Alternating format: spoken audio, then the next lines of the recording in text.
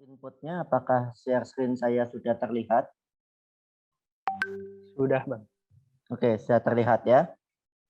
Ya, jadi hari ini kita akan perkenalan dengan satu alat yang namanya TMS 320 C6713 ya. Jadi kenapa saya mau sharing pada siang hari ini karena ya alat TMS ini berkaitan erat dengan waktu saya kerja praktik di laboratorium dan juga di tugas akhir saya ya.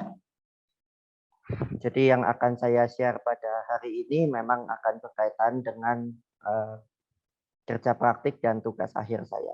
Oke, nah saya akan mulai sedikit dengan perbedaan antara prosesor yang untuk sinyal digital ya, digital sinyal prosesor kita sering mendengarnya, berbanding dengan prosesor yang biasa seperti mikroprosesor ya. Nah, jadi kalau untuk yang digital sinyal prosesor ini arsitektur dari si prosesornya itu khusus ya. Jadi dia dirancang khusus untuk pengolahan sinyal digital gitu ya. Nah, sehingga dia dapat mengeksekusi instruksinya itu secara paralel dan hanya butuh satu cycle clock untuk per instruksi. Jadi untuk mengerjakan satu instruksi itu hanya membutuhkan satu cycle clock itu biasanya ya. Kemudian dia juga punya memori program dan data yang terpisah. Sedangkan kalau mikroprosesor arsitekturnya itu lebih sederhana ya untuk operasi yang sederhana. Kemudian instruksi dieksekusi secara sekuensial ya, jadi berurutan, membutuhkan beberapa clock cycle. Jadi kadang-kadang untuk satu instruksi itu bisa beberapa cycle. Kemudian memori dan program dan data biasanya itu disatukan ya. Jadi sebetulnya masih ada beberapa perbedaan lainnya gitu ya, tapi ini saya pilih yang cukup mencolok gitu ya. Jadi contohnya kalau mikroprosesor itu mungkin kita kenal, mungkin ada yang pernah menggunakan Arduino ya, mungkin kalau yang mahasiswa teknik elektro Maranatha atau dari teknik elektro pasti pernah menggunakan Arduino ya. Dan Arduino Mega, Uno atau mungkin AT Mega, nah itu adalah mikroprosesor yang umum gitu ya. Tapi ada juga yang prosesor yang khusus untuk digital sinyal seperti contohnya yang dimiliki oleh si TMS ini ya. Nah, seperti itu. Kemudian kita akan berkenalan dengan si TMS ini. TMS 320C6713 ini adalah suatu alat ya, Bapak Ibu dan teman-teman semua. Ini adalah alatnya bentuknya seperti ini ya di fotonya. Nah, dia adalah digital signal processing starter kit ya. Jadi dia starter kit artinya dia benar-benar yang dasarnya gitu ya. Nanti akan bisa dibelikan expansion lagi alat-alat lainnya untuk ditambahkan ya. Sehingga fiturnya bisa bertambah. Nah, basisnya adalah prosesor C6713. Nah, ini prosesornya itu yang ada di sini ya. Dan dia dikeluarkan oleh perusahaan Texas Instruments ya. Nah, di sini gambarnya ya. Jadi kita lihat di sini ada power jack ini untuk untuk listriknya ya. Kemudian ini USB port untuk koneksi ke komputer. Kemudian sebentar, share screen saya hilang.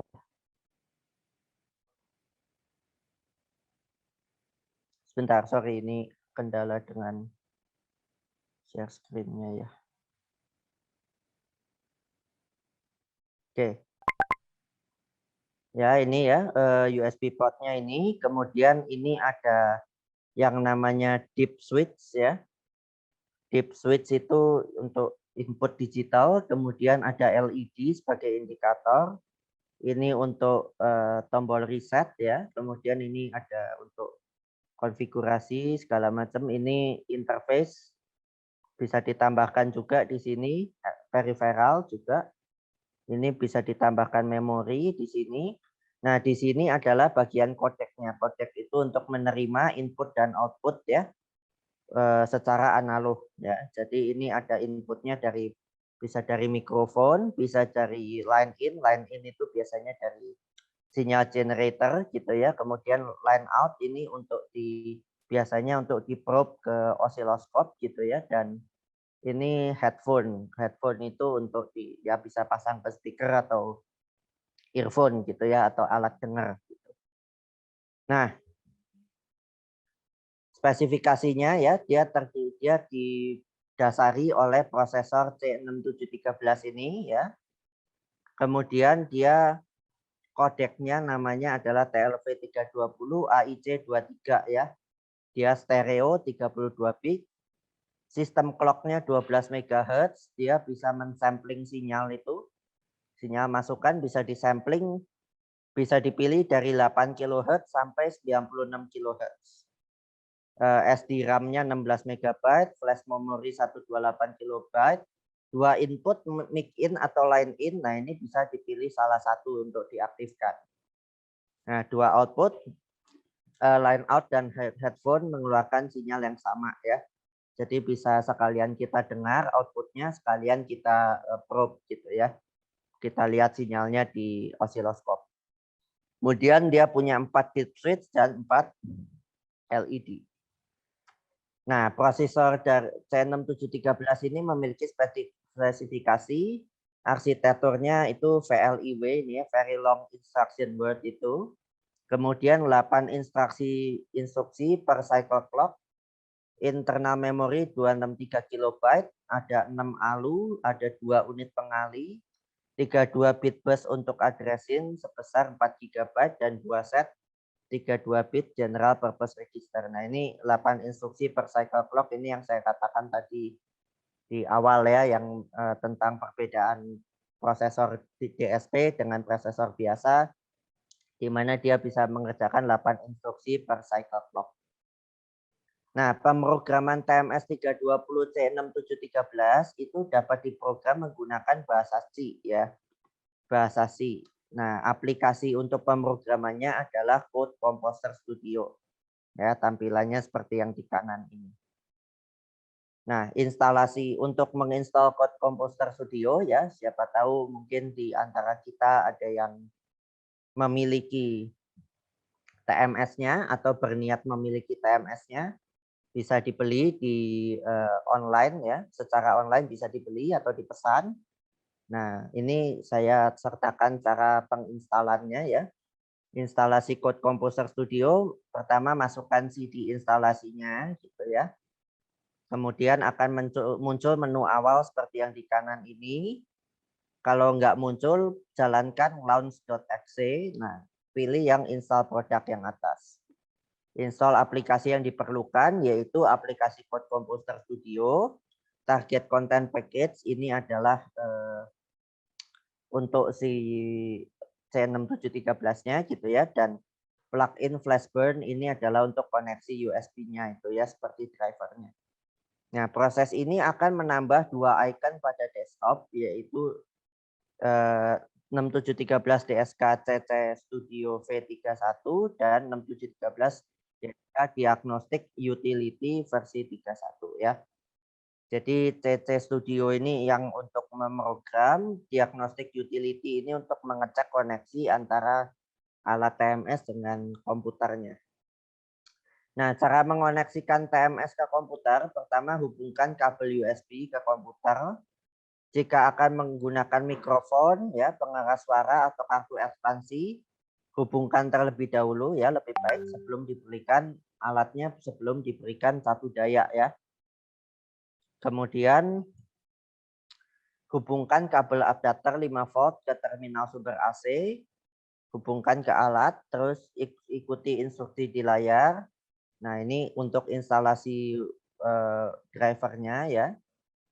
Kemudian hubungkan alat dengan komputer dengan kabel USB ya. Nah, kemudian jika daya diberikan ke alat nanti akan ada post test ini ya, LED berkedip. Nah, ini artinya sudah selesai gitu ya. Nah, terakhir tinggal dites menggunakan si diagnostic utility ini ya.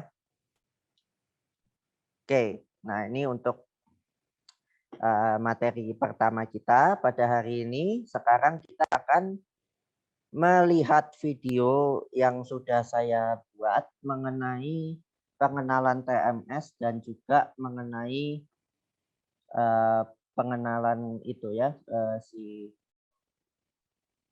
apa namanya si ininya ya si Code Composer Studio-nya. Oke.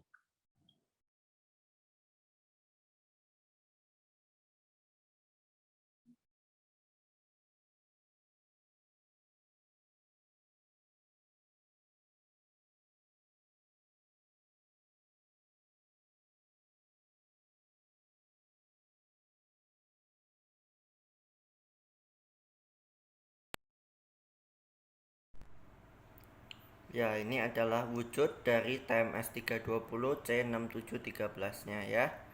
Jadi ada dua kabel di sini. Kabel yang putih ini adalah kabel USB untuk koneksi ke komputer ya. Kemudian ini adalah kabel power, jadi dikoneksikan ke ya satu daya ya ke 220 volt itu ya menggunakan adapternya. Kemudian ini adalah 4 dip switch itu, kemudian ini 4 LED-nya. Ini reset button ya. Reset button, kemudian ini adalah 4 input dan output analognya ya. Paling atas itu adalah mic in, kedua atas itu line in, kemudian line out dan headphone. Mic in untuk menerima dari mic, line in untuk menerima dari ini ya, dari line, dari sinyal generator. Line out itu untuk keluar ya, biasanya untuk di probe ke osiloskop bisa pakai kabel aux. Kemudian headphone itu untuk dicolokkan ke speaker atau headphone. Kita bisa pakai kabel aux ini ya untuk dicolokkan ke masuk ke line in maupun keluar dari line out, nanti kita probe gitu ya. Oke, sekian untuk pengenalan mengenai TMS 320 C6713. Oke, itu yang video yang pertama ya mengenai tadi pengenalan TMS. Kemudian selanjutnya ada satu video lagi tentang pengenalan yang Code Composer Studio-nya ya.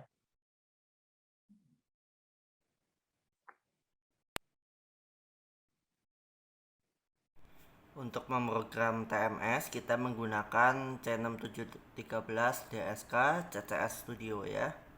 Yang ini. Kemudian kita pilih yes.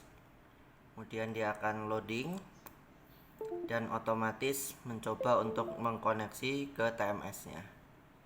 Tes koneksi. Nah, ini adalah tampilan dari si Code Composer Studio-nya. Biasanya kita pergi ke project, kemudian open. Nah, di sini kita bisa memilih project mana yang akan kita buka ya. Pilih yang .pjt, misalkan yang ini. Nah, di sini adalah file-file yang ada di project ya, termasuk ini include ya.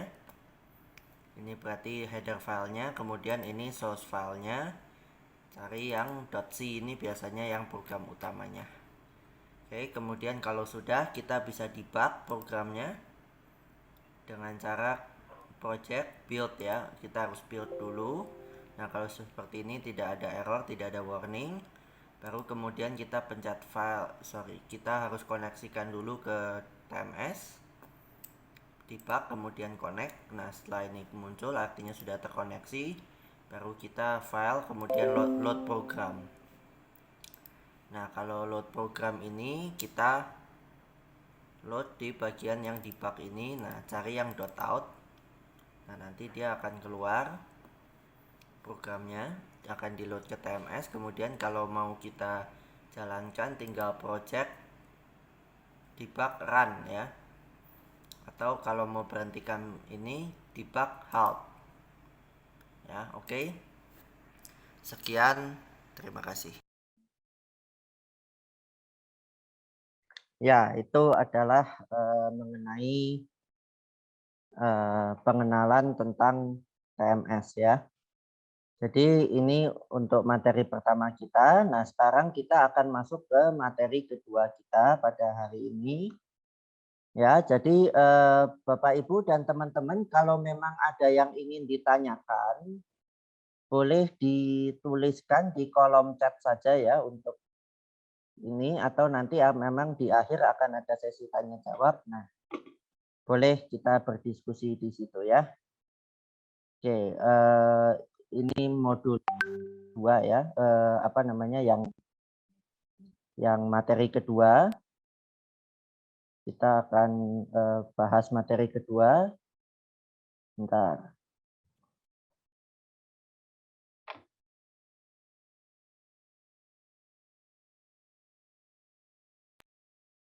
Oke. Ini adalah modul kedua ya, yaitu mengenai input dan output menggunakan TMS 320 C6713.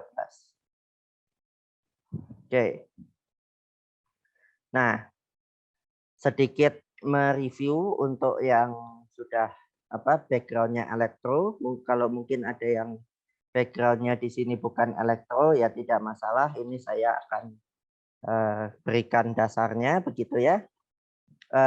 Dasar teori yaitu ada sinyal di dunia kita ini ada dua macam, yaitu adalah sinyal analog dan sinyal digital. Ya, sinyal analog itu bersifat kontinu pada domain waktu dan juga domain amplitudenya. Sedangkan kalau sinyal digital itu bersifat diskrit pada domain waktu dan domain amplitudenya.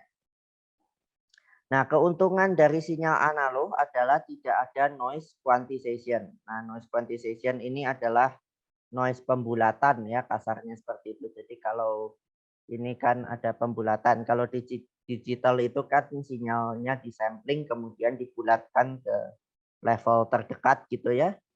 Nah, di situ akan ada noise pembulatannya. Kalau analog tidak ada karena dia tidak disampling, dia ya sesuai apa adanya saja ya. Nah, kebanyakan sinyal alami di lingkungan itu merupakan sinyal analog. Contohnya sinyal suara ya, cahaya, kemudian sinyal listrik itu biasanya adalah sinyal-sinyal analog.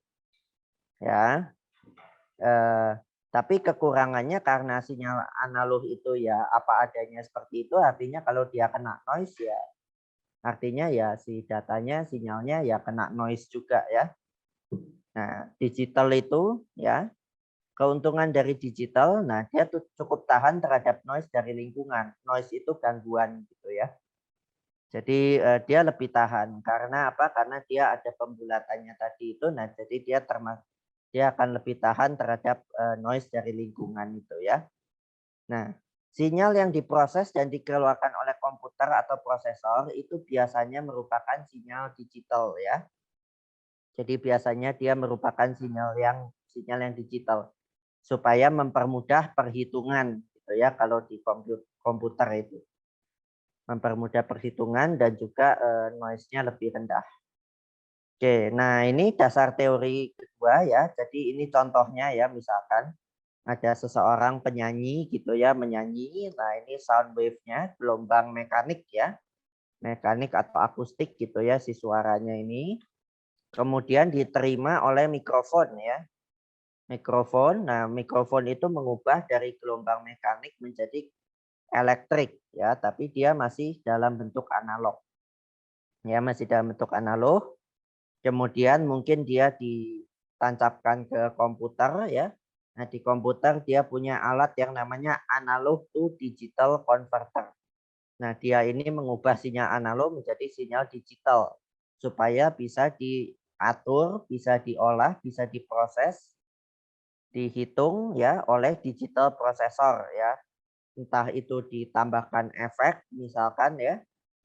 Seperti kalau yang pemain gitar ya, mungkin kalau yang main gitar kan suka dikasih efek-efek seperti itu ya, atau mungkin difilter gitu ya, atau diubah dan segala macam.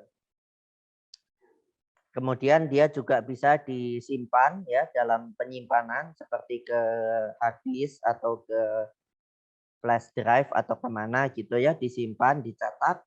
Kemudian dia juga bisa juga dikonversi lagi balik menjadi analog dengan alat yang namanya digital to analog converter ya.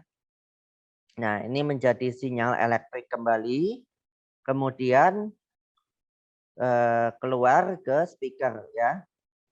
Nah, speaker balik lagi menjadi sinyal suara lagi ya, analog, didengar oleh pembicara oleh pendengar gitu ya. Oke.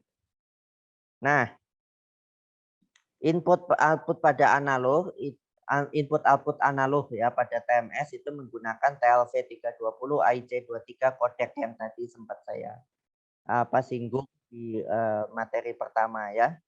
Nah, ini berbasis teknologi Sigma Delta gitu ya. Jadi teknologinya namanya Sigma Delta. Nah, ini dapat menjalankan fungsi-fungsi DSP seperti ADC, DAC, filtering dan sebagainya ya, bisa macam-macam. Nah, ada dua cara menerima input dan output pada TMS 320 C6713, yaitu ada metode polling dan ada metode interrupt ya. Apa bedanya? Nah, kalau menggunakan metode polling ya, nama percobaannya loop_poll gitu ya, .project.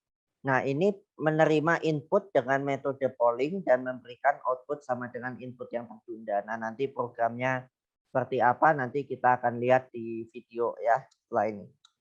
Nah, polling itu adalah mirip seperti kita mendengarkan seseorang gitu ya. Kita benar-benar memang fokusnya adalah mau mendengarkan orang tersebut gitu kan. Kita tanya, kita tongkrongin, tungguin kamu mau ngomong apa sih gitu ya. Seperti kalau mau saya kasih contoh analogi misalkan ya mungkin ada di sini yang sudah berpacaran gitu ya. Kemudian pacaran dengan pacarnya, kemudian mungkin pacarnya PT gitu ya, jadi agak diem gitu ya. Kemudian yang lakinya kemudian nanyain, kamu kenapa sih gitu kan. Kemudian ditungguin aja ya. Kenapa sih PT, aku salah apa gitu kan. Nah, itu seperti itu contohnya miripnya. Jadi semuanya itu kita fokuskan untuk menerima input. Nah, TMS-nya itu difokuskan untuk menerima input dari luar gitu ya. Bukan untuk yang lain. Nah, berbeda dengan ini loop interrupt ya. Nah, kalau interrupt ini menggunakan fungsi interrupt ya. Nah, interrupt ini seperti kalau misalkan dosen di ruang dosen sedang kerja gitu ya, kemudian ada mahasiswa mau bimbingan ya. Tok tok tok, permisi Pak, boleh saya bimbingan gitu ya. Nah, jadi ada interupsi. Jadi artinya apa? Artinya dalam kejadian ini si TMS ini bisa kita gunakan untuk hal lain gitu. Kita bisa dengan program untuk melakukan program lain. Tapi setelah itu ketika inputnya muncul itu akan menginterupsi program yang utama sehingga dia di interrupt kemudian jadi apa namanya kemudian kita layani si penerimaan inputnya itu. Nah, sampai sini saya akan lanjutkan dengan menonton video ya. Kita akan nonton dulu videonya mengenai loop interrupt dan loop polling tadi ya. Nah, ini saya siapkan dulu ini videonya.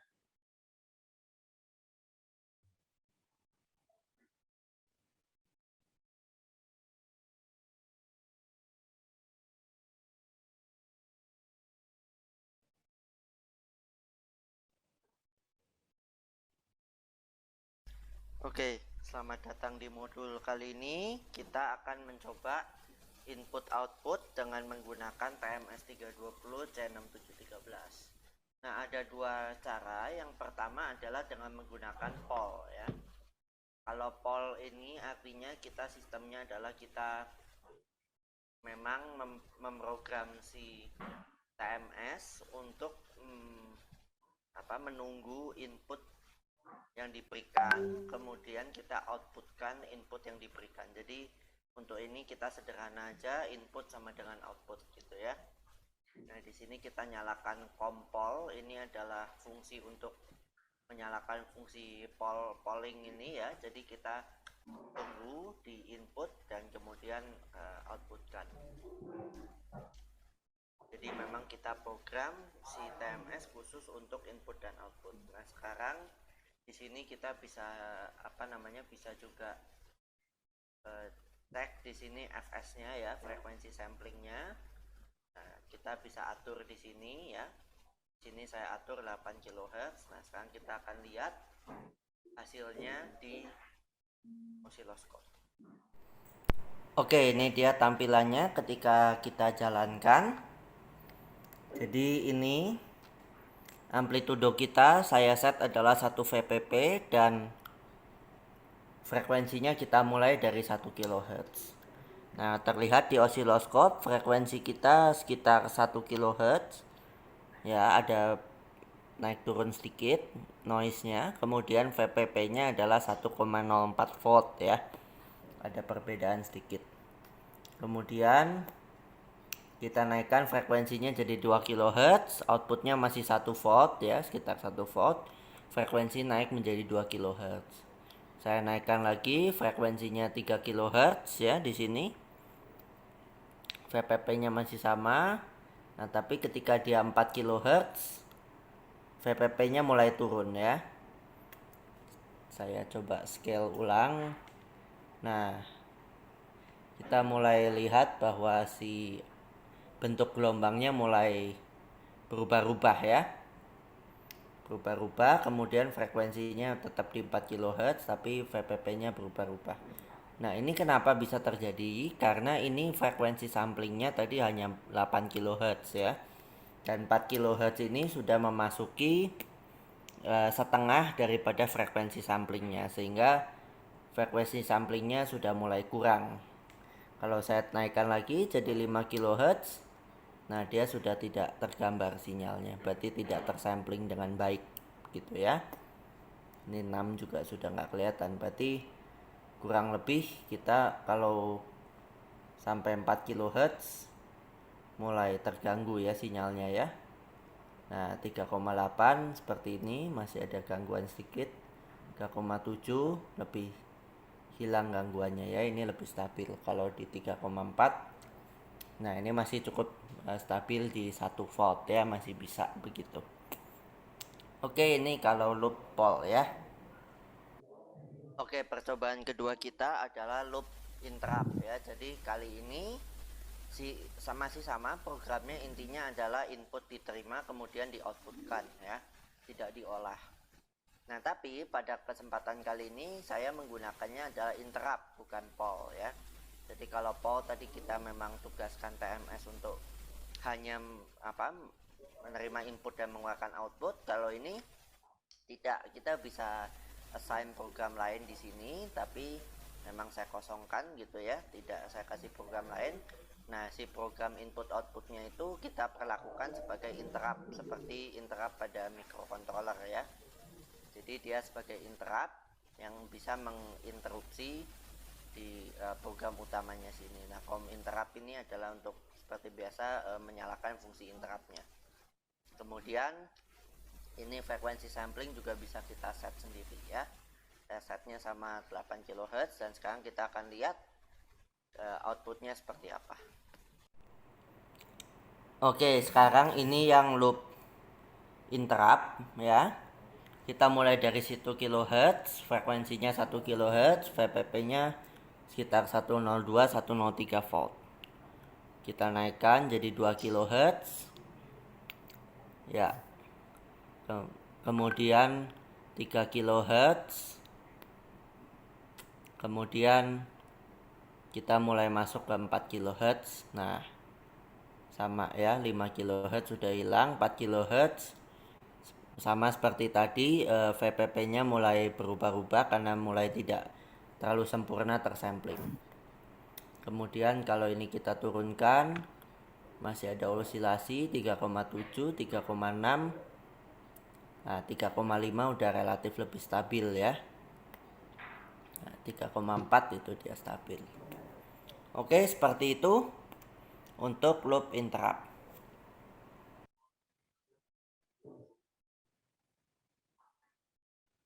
Oke, Itu untuk materi kedua ya mengenai input output. Sedikit kesimpulan aja. Ada dua cara untuk memberikan input pada TMS, yaitu menggunakan metode polling dan metode interrupt tadi ya. Bedanya kalau pakai interrupt ada program lain yang bisa dikerjakan sebelum adanya input lain yang masuk. Oke, ini untuk materi kedua ya. Sekarang kita akan masuk ke metode materi yang ketiga ya. Untuk materi yang ketiga, saya akan siapkan dulu.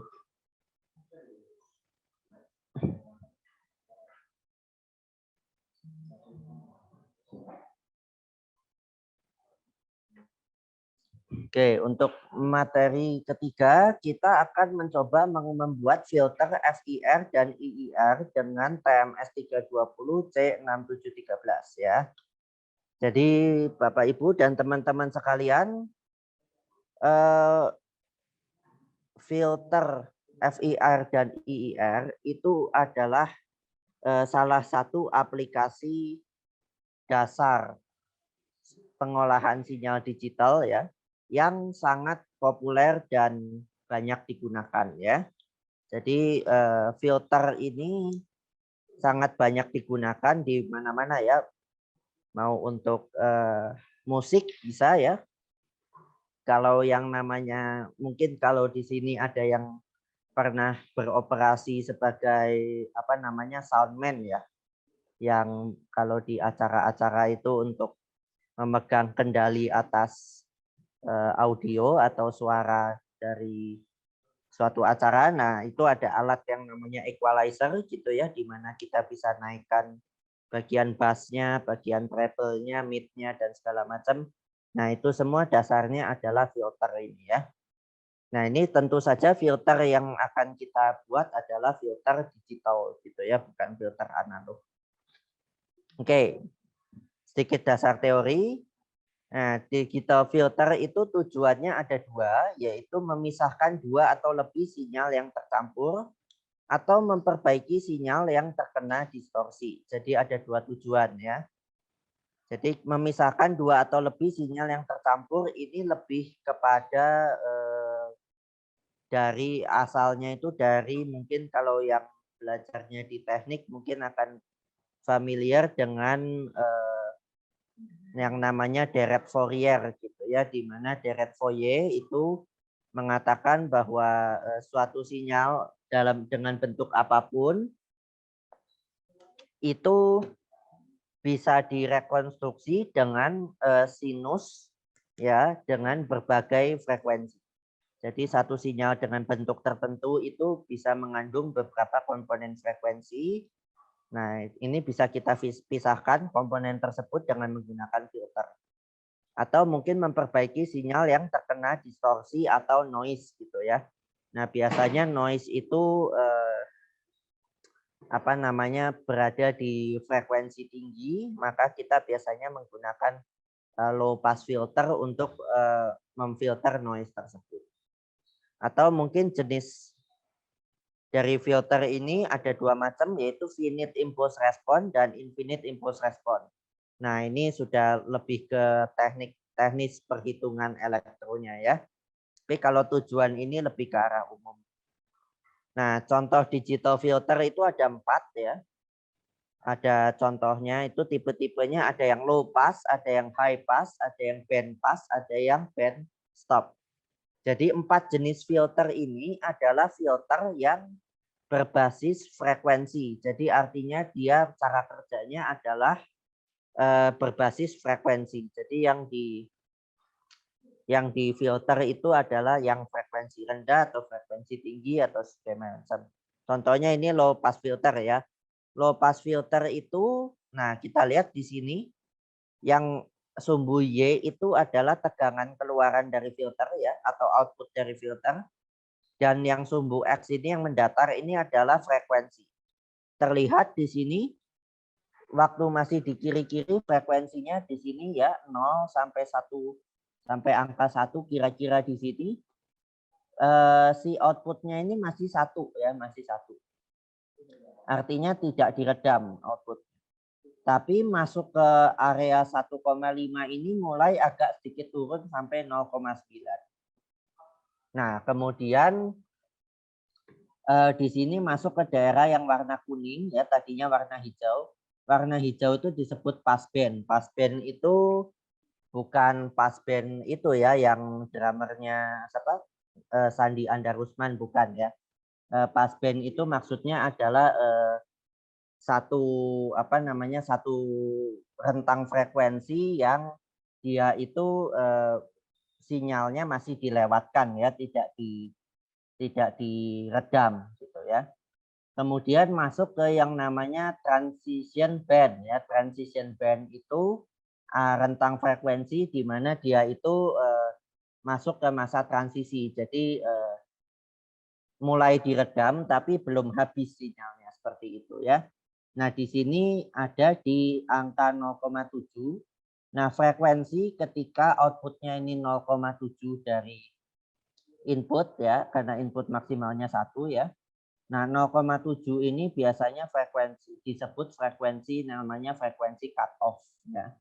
Jadi ini biasanya kita kenal sebagai frekuensi cut off, itu adalah salah satu parameter ketika kita akan mendesain filter, yaitu apa? Yaitu adalah ya kurang lebih kalau kita punya sinyal noise yang mau kita hapus itu di atas 5 kHz, mungkin kita pasang cut off-nya ya di sekitar 5 kHz, kasarnya seperti itu ya. Nah, kemudian ini masuk yang namanya stop band. Stop band itu yang warna merah. Nah, di sini sudah bisa dianggap sinyalnya itu hilang. Di sininya tinggal 0,1 dan ke bawah. Nah, high pass filter. Jadi kalau low pass filter tadi yang difilter, yang diredam adalah yang frekuensi di atas cut off. Kalau high pass yang diredam adalah frekuensi yang di bawah cut off. Nah, di sini saya menampilkan ada sengaja dua gambar yang berbeda karakteristiknya, yaitu yang di atas ini dia agak lengkung ya, yang di bawah itu kotak gini kan ya. Bedanya apa? Nah, memang kalau dalam filter yang asli itu nanti dia akan bentuknya seperti kurva gini melengkung, karena tidak mungkin dia setajam ini gitu. Agak sulit untuk membuat filter yang benar-benar tajam seperti ini. Pasti transition band-nya tuh ada gitu ya. Ini kan hampir nggak ada transition band artinya. Nah, kalau yang di bawah ini adalah contoh yang ideal gitu ya, filter high pass yang ideal. Nah, ini contoh ya, yang frekuensi tinggi yang dilewatkan, frekuensi rendah yang diredam. Kemudian ada yang namanya band pass filter. Nah, band pass filter itu jadi dia seperti rangka gitu ya, rangka gitu. Jadi dia memfilter dia seperti benteng gitu ya, seperti benteng. Jadi dia memfilter frekuensi yang di luar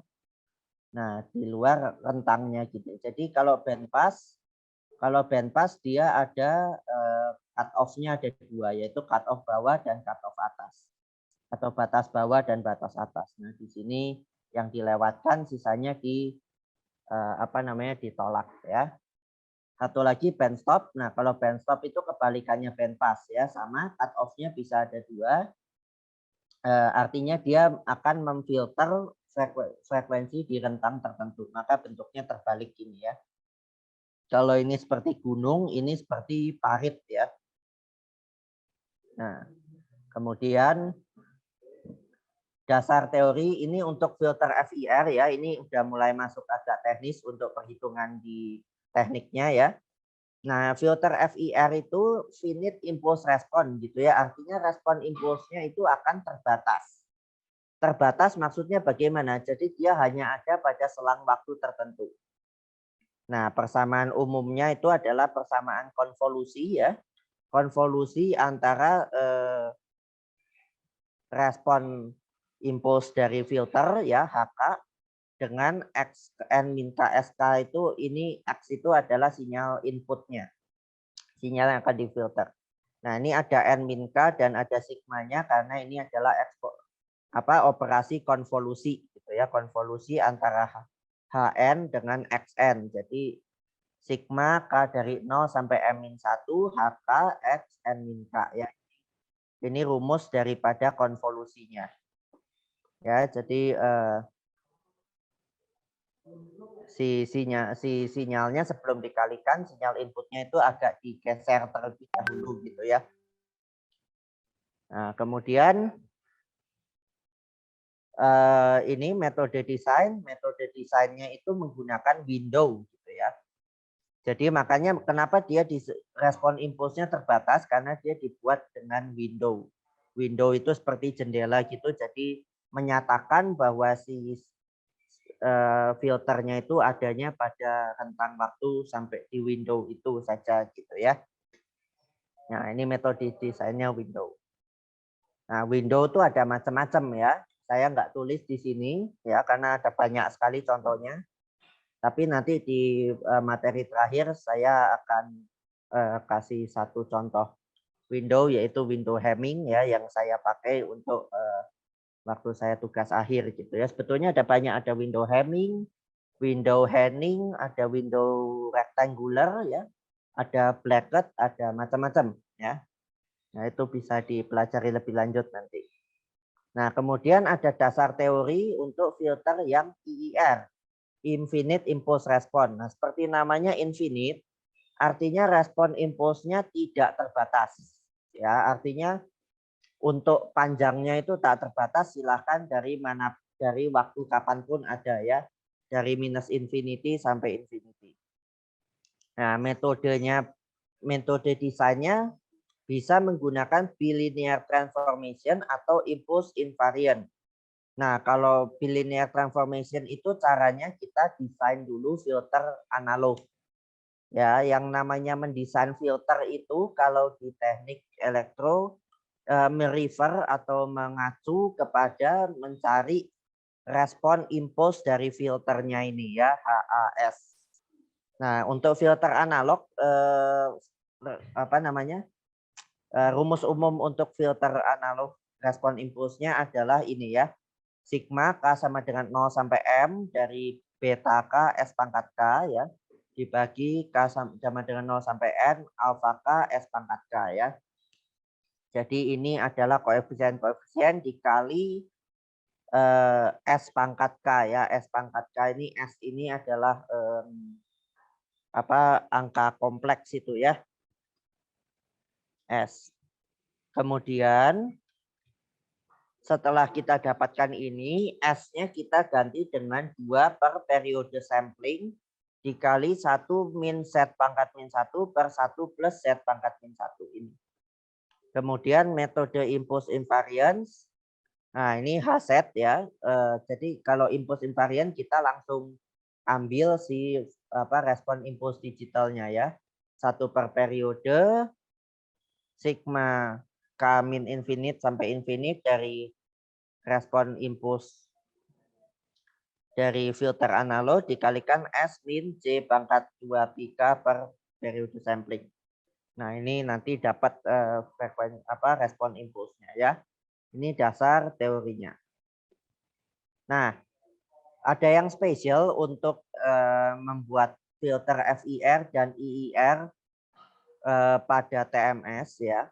Kita nggak bisa langsung menggunakan TMS ya. Kenapa? Karena seperti yang tadi saya katakan, ketika kita mau membuat filter, kita harus menghitung respon impulsnya. Nah, menghitung respon impuls itu merupakan kegiatan yang agak sulit gitu ya. Jadi bukan maksudnya sulit itu artinya mustahil dikerjakan atau gimana, bukan, tapi sulit itu dalam artian memiliki step yang cukup banyak dan rumit, apalagi kalau dilakukan oleh komputer gitu ya, atau oleh si TMS. Jadi kita meminta bantuan aplikasi lain yang namanya MATLAB ya. Jadi untuk Bapak Ibu dan teman-teman yang latar belakangnya teknik mungkin sudah pernah menggunakan aplikasi MATLAB ya. Nah, MATLAB ini memiliki satu plugin ya, atau satu toolbox ya. satu aplikasi di dalamnya yang namanya Filter Designer. Nah, kalau versi MATLAB yang dulu ya, kalau saya nggak salah itu di bawah MATLAB 2016 atau 15 kalau saya nggak salah. Itu namanya adalah FDA tool ya, FDA tool. Tapi kalau setelah dari 2015 atau 16 itu sudah diubah menjadi Filter Designer. Nah, mungkin hanya beda user interface-nya aja, tapi caranya itu kurang lebih sama. Ya, jadi intinya kita menggunakan Filter Designer. Jadi enaknya menggunakan MATLAB Filter Designer itu kita hanya tinggal menginputkan si angka-angkanya saja. Jadi kita mau filternya tipenya apa. Tadi ya, low pass, high pass, band stop atau filter lain. Kemudian kita mau IIR atau FIR, kita mau menggunakan metode apa, dan spesifikasinya frekuensi cut off-nya berapa, atau mungkin redamannya berapa, kita perlu yang khusus. Kemudian order filter juga bisa diatur ya. Nah, ini jadi MATLAB Filter Designer tujuannya itu untuk mencari deret respon impulse filter sesuai dengan parameter yang kita mau. Nah, hasilnya itu adalah deret respon impulse filter. Jadi sudah dalam bentuk deret ya, bukan dalam bentuk rumus umum lagi. Sudah dalam bentuk angka-angkanya. Jadi seperti array begitu. Isinya ada berapa puluh angka gitu. Nah, kemudian itu di-save dalam bentuk header file.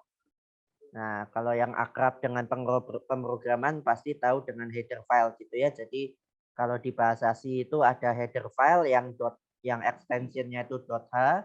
Jadi itu isinya adalah program-program khusus yang bisa bisa kita panggil gitu ya.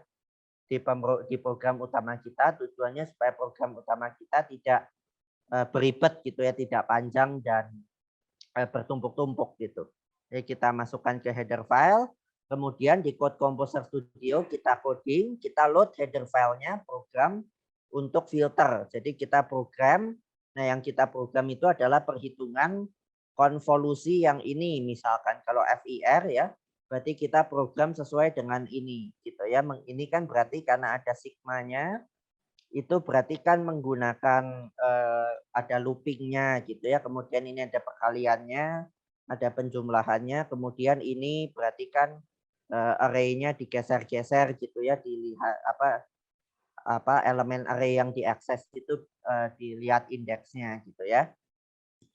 Nah, hasil dari Code Composer Studio ini program C-nya untuk filter di load ke TMS 320-nya.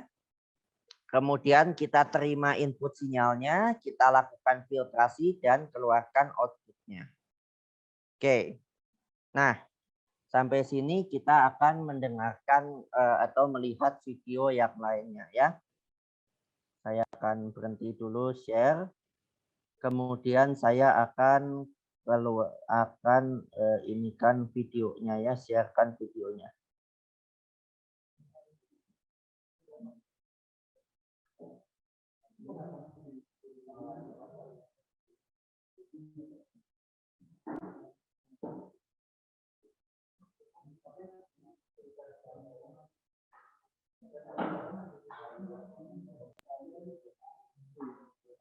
Selamat datang di modul kali ini.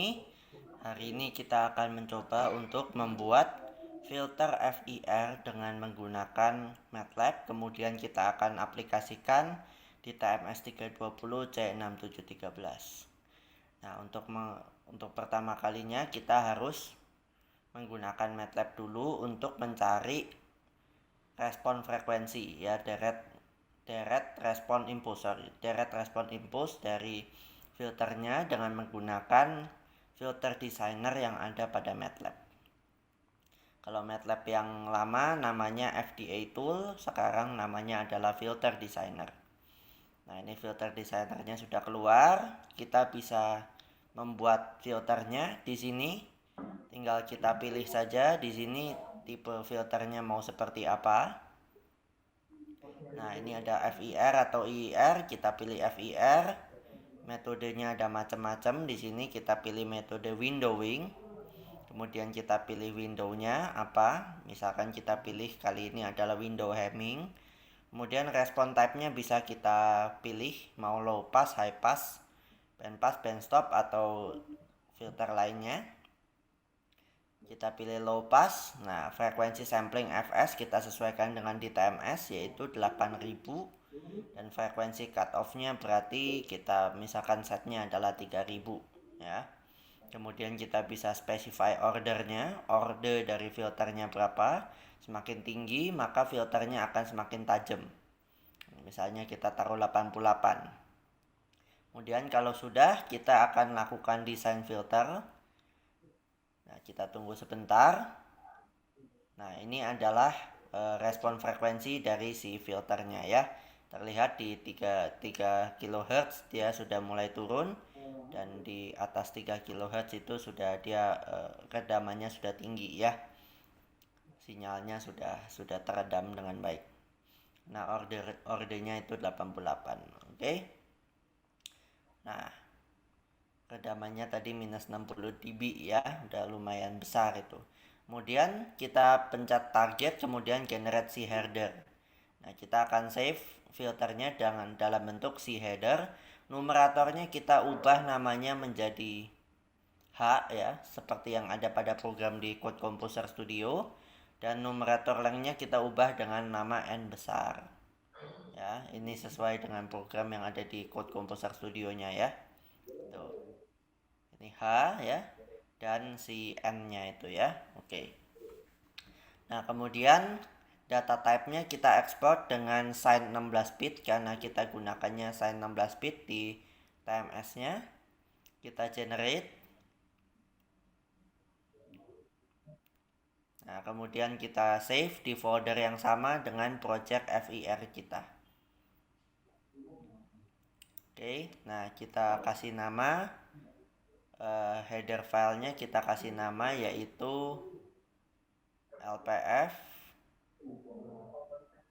LP3000 saja ya, kita kasih namanya. Oke. Nah, kalau sudah kita akan cek di folder FIR. Nah, LP3000 kita itu ya. Oke, nah ini isinya. Nah, kita masuk ke program Code Composer Studio-nya. Nah, kita harus mengincludekan ya. Jadi include header file LP3000 tadi ya sebagai header file untuk project ini. Nah, kalau kita coba build ternyata ada error ya. Error ini disebabkan pada lp3000.h-nya. Jadi kita harus buka lp3000.h-nya dulu di bagian include. Kita buka. Nah, kemudian di situ ada line timewaytypes.h, kita ubah menjadi full path-nya yang bawah ya. Jadi kita tembak langsung si timewaytypes.h-nya ke si lokasinya itu ya, expected path-nya itu. Oke, nah itu kita kopikan saja. Kemudian const integer kita ubah saja dengan define ya, supaya dia tidak berubah-ubah karena n itu sebuah konstanta.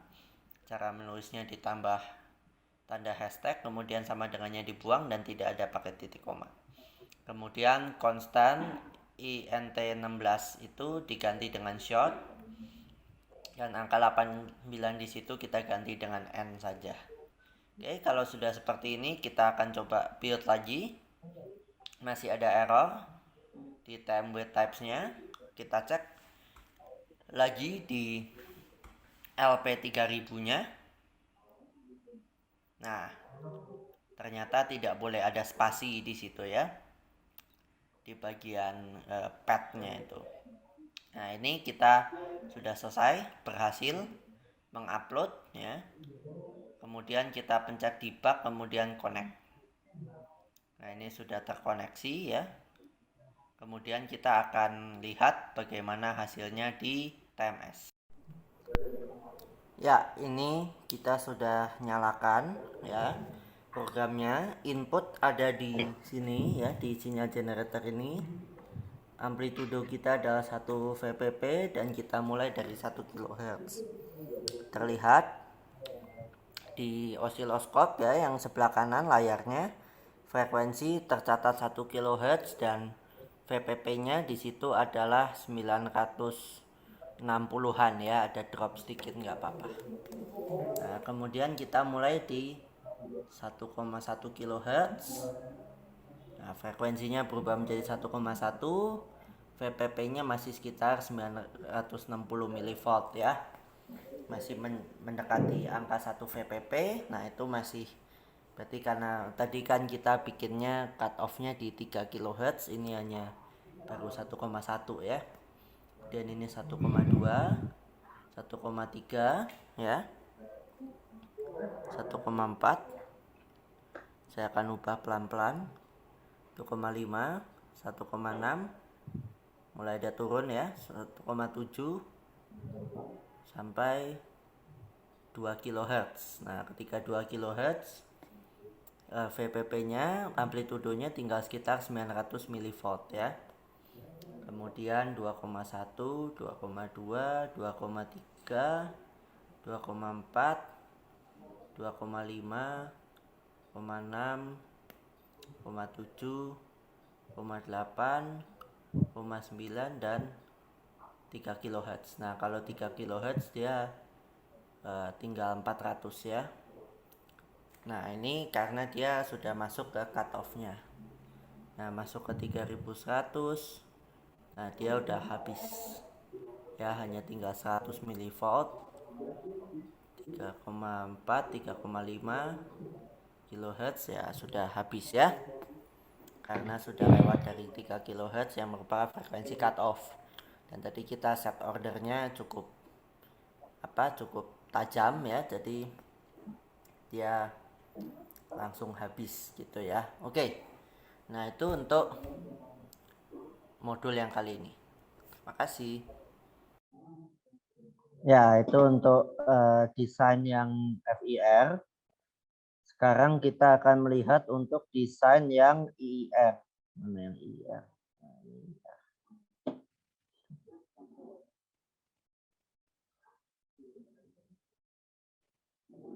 Oke, dengan cara yang sama, kali ini di modul ini kita akan membuat filter yang IIR ya. Sama dengan filter designer, kita pilih respon type-nya, kita pilih IIR, kita pilih mau tipenya apa, boleh misalkan Butterworth gitu ya. Kemudian atau mau yang lain juga bisa. Kemudian kita bisa spesifikasi filternya, ordernya berapa lagi. Kemudian frekuensi sampling dan frekuensi cutoff-nya. Kemudian kita tekan filter design. Nah, ini adalah hasilnya, bentuknya seperti ini. Si frekuensi responnya. Ya, bentuknya dia agak sedikit lebih landai gitu ya kalau IR ini. Tapi bedanya dia tidak ada tidak ada ripple-nya gitu ya. Oke, nah tapi untuk mempersingkat waktu, untuk mempermudah, kali ini kita akan menggunakan koefisien yang sudah diberikan dari project IR ini sendiri, yaitu BP 2000, yaitu filter bandpass dengan frekuensi tengah di 2 kHz ya. Nah, ini kita build, tidak ada error. Nah, kemudian kita load programnya ya, IIR.out.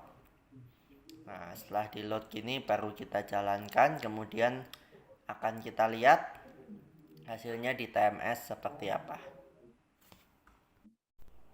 Oke, sekarang kita akan coba tes hasilnya di TMS ya. Ini kita 1 kHz ya. Dia hilang. Kemudian ini mulai naik 1,1, 1,2, 1,3, 1,4, 1,5, 6,7. Ini mulai ada ya. 1,8 tuh ada. 9. Kemudian ini di 2000-nya ya tengahnya. 700. Nah, itu 1,3 volt ya. Oke, 2,1, 2,2, 3,3, 2,4. Nah, sudah hilang ya, 2,5, 6, terus sampai 3.000 ya. Oke, seperti itu kira-kira untuk yang filter IR.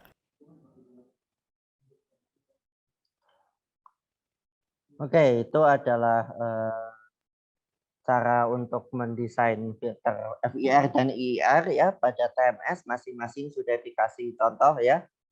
Yang satu adalah band pass, yang satu adalah low pass ya.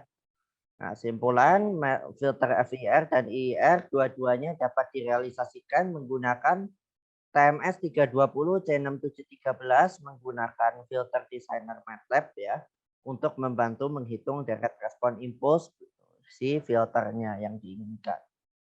Oke. Kita akan masuk ke materi terakhir kita pada hari ini yang berkaitan dengan tugas akhir saya yaitu mengenai pemanfaatan TMS 320 C6713 ya menggunakan untuk suatu project ya. Nah, nanti projectnya seperti apa ini akan saya jelaskan sebentar lagi. Ya, oke. Jadi materi terakhir kita ini akan membahas mengenai automatic speaker recognition using TMS 320 C6713 ya. Oke, ya ini adalah project automatic speaker recognition ini adalah dasar dari apa yang saya kerjakan di tugas akhir. Sengaja tidak saya tidak sampai membahas ke yang waktu saya kerjakan di tugas akhir. Karena saya lihat di sini ada Bu Novi tadi datang ya, Bu Novi selaku Kaprodi dan ada Bu Ratna. Nah, Bu Novi itu dulu penguji saya waktu saya USTA dan Bu Ratna itu pembimbing saya. Jadi kalau saya cerita lagi soal tugas akhir, nanti saya diuji USTA kedua kali ya. Bisa ST saya dibatalkan ini ya. Ya, jadi saya akan tentang automatic speaker recognition yang biasa aja. Apa yang dasarnya dulu ya. Oke, supaya lebih mudah dipahami juga. Jadi begini. Dasar teorinya speaker recognition ya. Itu memiliki tujuan untuk mengenali identitas pembicara dari suaranya. Jadi seringkali kan kita begini. Mungkin kita lagi dengar TV, mungkin kita nyalakan TV ya. Kemudian di TV itu mungkin ada artis yang nyanyi gitu misalnya, kemudian mungkin kita sambil di ruangan lain mungkin hanya kedengarannya suaranya gitu ya, kemudian tiba-tiba terdengar suara wanita, kemudian lagunya adalah sayang opo koe krungu ya misalkan seperti itu ya. Nah, kalau kita dengar seperti itu kan kita pasti tahu ya kalau suaranya perempuan cempreng-cempreng merdu nyanyinya lagu itu ya kemungkinan yang nyanyi siapa? Ya kalau kemungkinan besar pasti kan Via Valen ya, Via Valen ya. Nah, Via Valen. Jadi kita mengenali identitas pembicara. Dalam hal ini bukan pembicara ya, penyanyi. Ya, kita mengenali identitas penyanyi berdasarkan suara nyanyinya gitu ya. Nah, mirip seperti ini, tapi ini lebih sederhana karena kita mengenalinya hanya dengan satu kata saja gitu ya. Jadi mengenali identitas pembicara dari suaranya ya. Oke, nah tandingannya atau saudaranya dari speaker recognition ini ada yang namanya voice recognition. Nah, kalau voice recognition itu lebih mengacu kepada mengenali kata apa yang disebut, kata apa yang diucapkan gitu ya.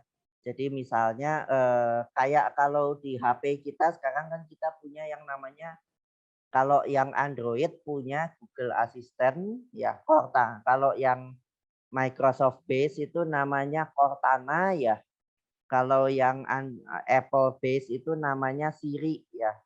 Siri. Nah, itu kan kalau di Google aja ya kan di iklannya itu misalkan lapar mau makan apa terus panggil kan. Oke Google gitu kan. Kemudian makanan di dekat saya apa gitu kan. Nah, itu voice recognition mengenali apa yang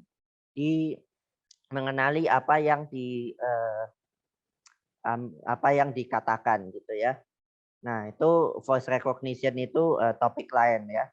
Ada juga rasanya mahasiswa yang topiknya voice recognition, mungkin bisa dibuatkan seminar juga seperti ini untuk voice recognition ya. Tapi kalau yang saya ini lebih ke speaker recognition, jadi mengenali identitas pembicara. Nah, jenis dari speaker recognition ini ada dua macam, yaitu text dependent dan text independent ya. Nah, kalau yang text dependent itu artinya apa? Nah, ini tadi mengacu pada kan saya mengatakan bahwa kita mengenalinya berdasarkan satu kata ya. Nah, text dependent itu berarti satu kata yang diucapkan itu harus tetap ya disepakati untuk semua peserta, semua yang mau dikenali. Misalkan mengatakan kata-kata halo gitu ya. Jadi halo. Nah, oh yang ngomong halo siapa gitu ya. Tapi yang lebih sulit itu ada yang text independent. Jadi kalau text independent itu nggak peduli kata-katanya apa, si sistem tetap masih bisa mengenali identitas pembicara dari suaranya. Nah, kita akan mengambil yang text dependent ini ya supaya lebih sederhana. Kemudian kasusnya ada open case, ada close case. Nah, kasus close case itu artinya pilihannya cuma antara A, B, C atau D gitu. Jadi hanya ada pilihannya tertentu gitu ya, hanya ada orang-orang tertentu. Jadi pilihan identitasnya itu sudah diketahui terbatas, misalnya kita pengen di antara 10 orang ya, berarti apa orang yang akan dikenali itu kurang lebih apa jawabannya pasti di antara 10 itu gitu. Kalau misalnya misalnya di apa satu keluarga misalkan ayah ibu anak gitu ya. Jadi pilihannya itu pasti sistemnya nebaknya kalau nggak ayah, ibu atau anak kalau close case gitu ya. Jadi nanti kalau misalnya pembantu rumah tangganya ikut-ikutan ngomong gitu. Nah, apa yang akan sistem lakukan? Nah, sistem kalau close case ya dia tetap akan mencoba memiripkan suara pembantu rumah tangga itu atau asisten rumah tangga itu ke suara terdekat. Apakah lebih dekat ke ayah, lebih mirip ibu atau mirip anaknya gitu ya.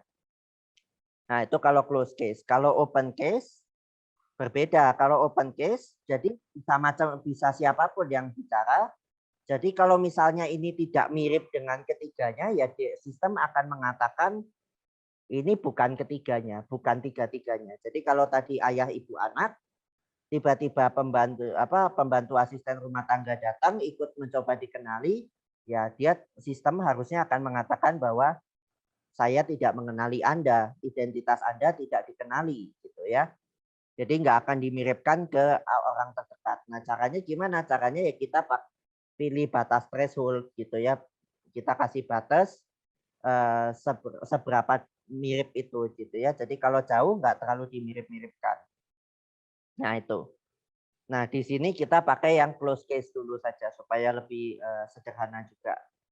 Nah, kemudian dasar teorinya, jadi ini dari mikrofon ya. Kalau training dari mikrofon, kemudian masuk sinyal suara ya, kemudian sinyal suara di dalam sini di dalam TMS-nya itu akan dihitung yang namanya koefisien MFCC dari sinyal suara tersebut. Nah, mungkin di antara kita ada yang sudah kenal dengan MFCC, ada yang belum. Nggak apa-apa, nanti setelah ini saya akan bahas apa itu MFCC ya. Jadi intinya sekarang yang perlu dipahami dulu adalah sinyal suara manusia ya, yang mengatakan satu kata itu dapat dilambangkan dengan koefisien MFCC ya. Koefisien MFCC jumlahnya bisa 20, bisa berapa gitu ya. Jadi seperti nama saya Clarence bisa dilambangkan oleh NRP saya dulu 17220614 misalkan seperti itu. Nah, seperti itu koefisien MFCC kemudian dimasukkan ke database ini untuk training. Nah, setelahnya itu melakukan testing ya untuk testing. Tes itu berarti mulai mengenali identitas. Sama terima suara dari mikrofon masuk MFCC jadi koefisien MFCC. Kemudian kita hitung jarak Euklidean antara sinyal masukan dengan koefisien-koefisien yang ada di database, cari yang paling dekat ya, paling Euclidean distance-nya paling kecil. Nah, itu adalah akan dikeluarkan sebagai identitas pembicara. Ya. Nah, kemudian MFCC, Male Frequency Cepstral Coefficient, ya ini yang saya katakan tadi, itu adalah metode ekstraksi ciri untuk suara manusia. Jadi mungkin kalau di Citra mungkin mengenal yang namanya mungkin local binary pattern mungkin ya, atau LBP itu kan termasuk ekstraksi ciri seperti itu.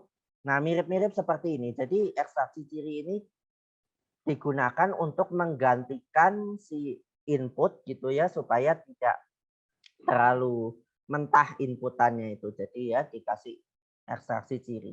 Nah, tahapan untuk menghitung MFCC itu dari sinyal suara diubah dilakukan framing dan windowing, diambil fast Fourier transformnya, diambil daya sinyalnya, kemudian diambil Mel frekuensi wrapping ini di filter ya. Di filter menggunakan filter berskala Mel frekuensi. Jadi Mel frekuensi itu adalah sinyal, adalah frekuensi, satuan frekuensi. Jadi kalau frekuensi kan biasa kita kenal satuannya adalah hertz ya, atau frekuensi sudut kita kenal radian per second, omega. Nah, ini ada satuan lain untuk frekuensi yaitu Mel frekuensi ya. Nah, dengan satuan Mel, nah ini skalanya itu skala logaritmik gitu ya. Jadi ada rumusnya untuk mengubah antara dari Mel ke hertz dan dari hertz ke balik ke Mel gitu ya. Nah, apa namanya? Yang mau saya katakan lagi, nah ini tuh mirip seperti kalau di Indonesia kita menggunakan berat itu kilogram. Ya, tapi kalau mungkin di USA, di Amerika, kita mungkin di mereka menggunakan apa? Lips ya, LBS itu ya. Atau pounds gitu ya, seperti itu misalkan. Nah, itu mirip. Seperti itu ya. Jadi kita filter dengan skala Mel, kemudian diambil logaritmanya lagi, dihitung discrete cosine transformnya, kemudian jadilah koefisien MFCC-nya. Nah, ini sedikit pembahasan mengenai si dasar teori mengenai tadi ya, sinyal suara tadi, tahap-tahapan satu-satunya, tahapan-tahapannya satu-satu. Nah, sinyal suara pertama disampling dengan frekuensi 8 kHz. Kenapa 8 kHz? Karena dianggap bandwidth dari sinyal suara manusia itu adalah 4 kHz ya. Jadi frekuensi samplingnya ambil minimal 8 kHz. Kemudian sinyal suara dibagi menjadi 100 frame. Jadi dipotong-potong. Ya, sinyal suara itu dipotong-potong menjadi 100 frame. Nah, per frame isinya 256 sampel ya. Jadi ingat yang tadi modul 1 materi kedua ya. Materi kedua di mana sinyal analog disampling 256 kali dimasukkan ke dalam satu frame gitu ya. Nah, data pertama tiap frame adalah data ke-100 dari frame sebelumnya. Jadi misalkan ini sinyal suaranya, ini disampling, masuk gitu ya. Nah, ini frame kedua, data pertamanya itu adalah data ke-100 dari frame sebelumnya. Jadi artinya apa? Artinya ada overlap di 156 angka pertama ini ya. Jadi ada overlapnya di sini. Oke. Seperti itu, kemudian setelah melakukan framing dan windowing, yang dilakukan adalah hemming ya, melakukan window hemming. Nah, window hemming itu rumusnya seperti ini, 0,54 kurang 0,46 cos 2pi per m untuk 0 sampai m ya, m-nya 0 sampai m. Jadi nilai hemming window itu hanya ada pada 0 sampai m ya. Ini bentuk Hamming window kalau dalam domain waktu, ini kalau dalam domain frekuensi. Kemudian dihitung fast Fourier transform. Fast Fourier transform itu adalah cara lain, cara cepat untuk menghitung transformasi Fourier dalam domain discrete.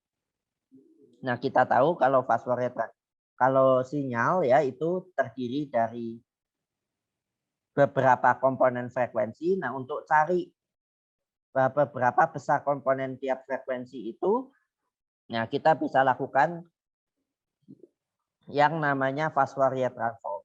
Jadi kalau sinyal seperti ini, misalkan fx adalah 2 sin x ditambah 10 ditambah sin 10x, maka setelah di fast Fourier transform hasilnya akan seperti ini. Kita lihat di sini di frekuensi 1 keluar dan di 10 ya, sama dengan di sini. 1 dan 10. Setelah dilakukan FFT diambil daya ya. Kenapa diambil daya? Ya maksudnya begini, karena deret Fourier transformasi Fourier itu kan hasilnya itu bilangan kompleks ya. Nah, jadi karena bilangan kompleks kita mau hanya bilangan yang real aja ya, jadi kita ambilnya magnitudenya ya. Kita ambil magnitudenya. Nah, mengambil magnitud itu sama dengan mengambil daya kalau di konteks sinyal. Nah, kemudian kita memfilter sinyal tersebut ya dengan menggunakan Mel frekuensi warping ini ya. Nah, jadi gini, ini pertama kan kita harus mendesain dulu si filternya. Nah, tadi mengenai desain filter sempat dibahas di modul yang sebelumnya. Tapi ini berbeda karena frekuensinya pakai skala Mel yang tadi saya katakan. Yang kedua adalah filter ini namanya adalah filter bank. Nah, kalau tadi filternya hanya satu filter saja di modul sebelumnya, kalau filter bank ini adalah kumpulan dari filter-filter. Jadi isinya ada 20 filter. Fungsi isinya 20 filter, filternya berbentuk triangular. Jadi kalau tadi low pass filter itu lurus kemudian turun, high pass itu lurus kemudian naik seperti itu, band stop itu band pass yang seperti N gitu. Nah, kalau ini bentuknya triangular, jadi segitiga naik turun, kemudian sebelahnya ada filter lainnya naik turun, nah seperti itu. Nah, ini 20 filter triangular. Kemudian menghitung frekuensi responnya atau impuls responnya itu dengan yang ini rumusnya ya. Rumusnya seperti ini. Memang agak ribet ini ya. Rumusnya seperti ini. Kemudian setelah difilter sinyal diambil logaritmanya. Kemudian baru dihitung cosine transform. Ini rumus cosine transformnya.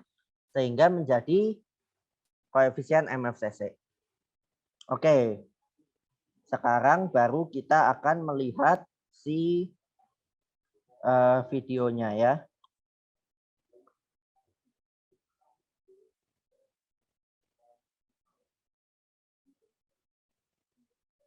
Kita akan coba lihat praktek dari automatic speaker recognition ini dengan TMS ya. Oke, pada modul kita yang terakhir ini kita akan mencoba untuk mengaplikasikan TMS menjadi sebuah project ya. Nah, projectnya kali ini adalah speaker recognition atau pengenalan suara ya. Jadi kita tujuannya adalah kita mau mengenali identitas pembicara berdasarkan suara pembicara tersebut. Jadi nanti akan ada beberapa pembicara yang direkam suaranya mengatakan sebuah kata-kata ya, satu kata. Kemudian kita akan kenali siapa yang sedang berbicara, identitasnya. Ya, oke. Nah, kemudian ini speaker recognition ya. Ini programnya. Yang pertama ada DSK AIC 23, kemudian kita set sampling rate, kemudian ini ada programnya ya.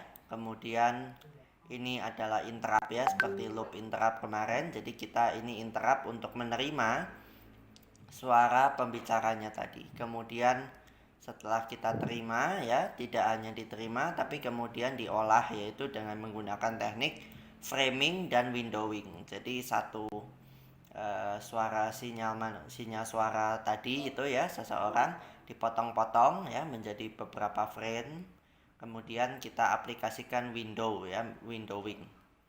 Jadi dikalikan dengan koefisien tertentu ya, koefisien window. Nah, seperti tadi waktu lalu ketika membuat filter menggunakan window. Nah, kemudian ini program utamanya untuk menerima suara, kemudian ini untuk mengecek apakah suara sudah diterima atau belum tadi ya. while-nya itu. Kemudian ini ada beberapa program lainnya seperti FFT. Kemudian ini untuk menghitung fast Fourier transform, hitung power spektrum. Kemudian ada Mel frekuensi spektrum ya. Nah, ini adalah tahapan-tahapan dari menghitung MFCC, log energi, kemudian jadi MFCC koefisien, vektor, dan terakhirnya ditambahkan normalisasi. Nah, ini adalah program untuk menghitung MFCC. MFCC itu adalah suatu algoritma ya, suatu cara untuk ekstraksi ciri gitu ya, ekstraksi ciri dari suara manusia. Jadi dari suara manusia tadi kita ubah dulu menjadi koefisien MFCC 20 ya. Kemudian koefisien tersebut dinormalisasi atau kita bagi ke koefisien pertamanya.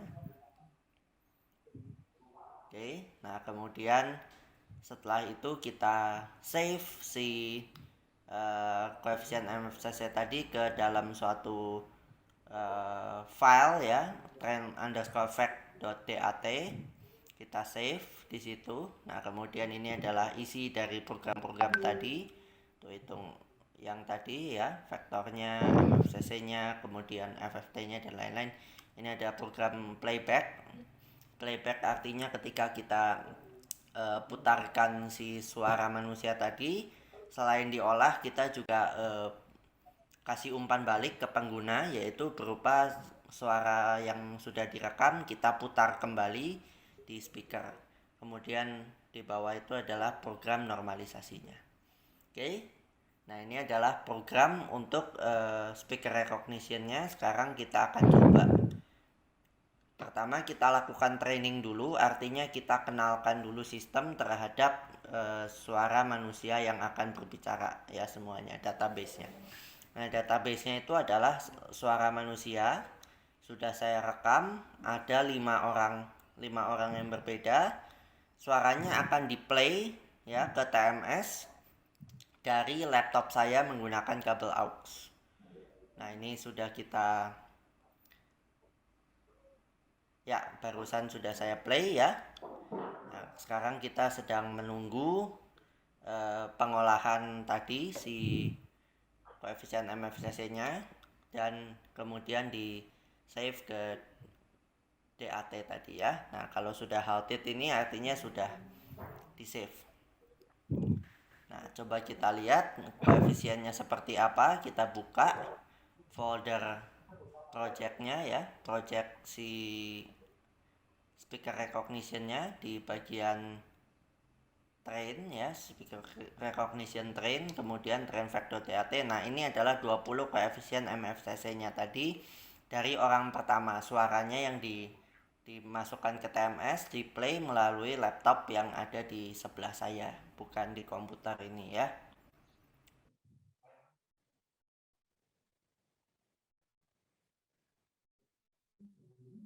Ya, setelah tadi kita selesai melakukan training, sekarang adalah proses testing, yaitu kita akan mencocokkan. Sorry, share screen saya masih jalan kan? Masih ya? Enggak, kok di saya berhenti ini. Sorry. Kita akan tahu siapa yang sedang berbicara.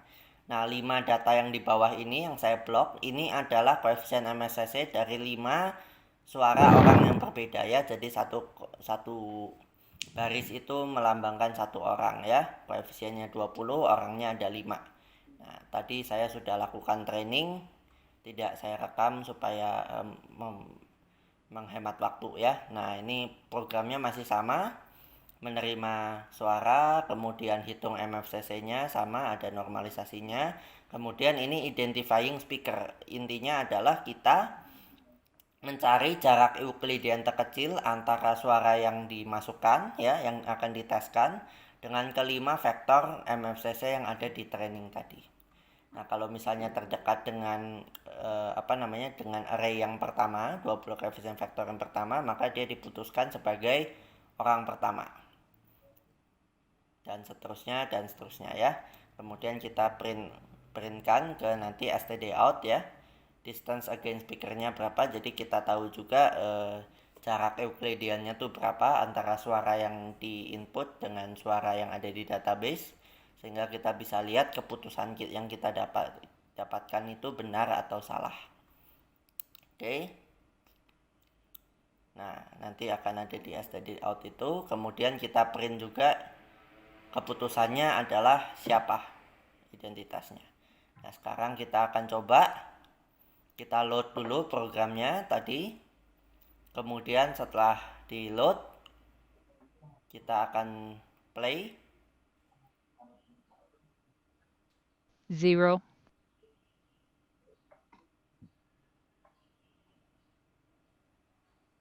Ya, ini sudah keluar hasilnya. Nah, saya tes untuk orang pertama di laptop saya, tapi ternyata keluarnya adalah orang keempat. Ya. Nah, artinya ini ada kesalahan, harusnya paling dekat dengan orang pertama, ternyata paling dekatnya adalah dengan orang keempat di situ ya. Nah, artinya ini ada sedikit salah. 0. Sekarang kita coba untuk orang kedua, dan orang kedua berhasil dikenali dengan baik. Sekarang kita coba lagi, kita reset dulu TMS-nya. Kemudian kita coba untuk orang ketiga. 0. Nah, orang ketiga juga berhasil dikenali dengan baik ya. Artinya tidak ada masalah. Kita coba orang keempat. 0.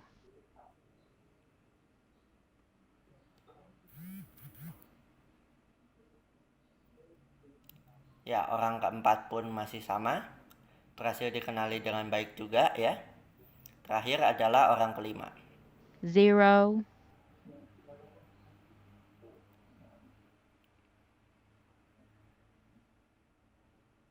Ya, artinya orang kelima juga dapat dikenali dengan baik. Artinya hanya ada satu kesalahan dari 5 kasus ya, yaitu di orang pertama tadi. Artinya akurasinya adalah 80% ya, 4 benar dibagi dengan totalnya 5 ya, 80%. Nah, 80% sudah cukup bagus, tapi ini hanya untuk demo, artinya nanti mungkin bisa saja kita ubah MFCC-nya atau kita ubah koefisiennya atau parameter-parameter lain bisa kita ubah sehingga mendapatkan hasil yang lebih bagus. Nah, ini hanya untuk demo saja. Terima kasih sudah menyimak.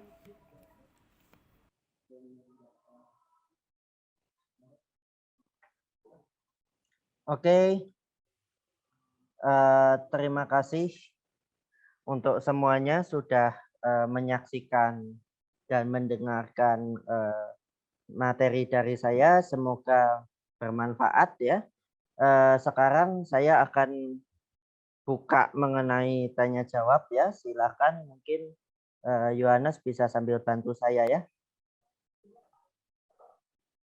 Baik, dipersilakan bagi Bapak, Ibu, dan teman-teman sekalian yang ingin bertanya mengenai materi yang tadi disampaikan, boleh langsung saja bertanya, di mana dapat bertanya melalui kolom chat Zoom, dan juga jika ingin langsung menyampaikan, boleh raise hand mungkin, nanti boleh open cam dan juga open mic.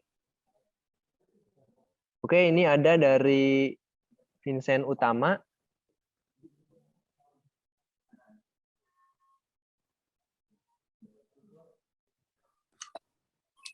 Ya, halo, izin bertanya. Ya, silakan. Oke, ini saya mau nanya sedikit tentang sampling frekuensi ya.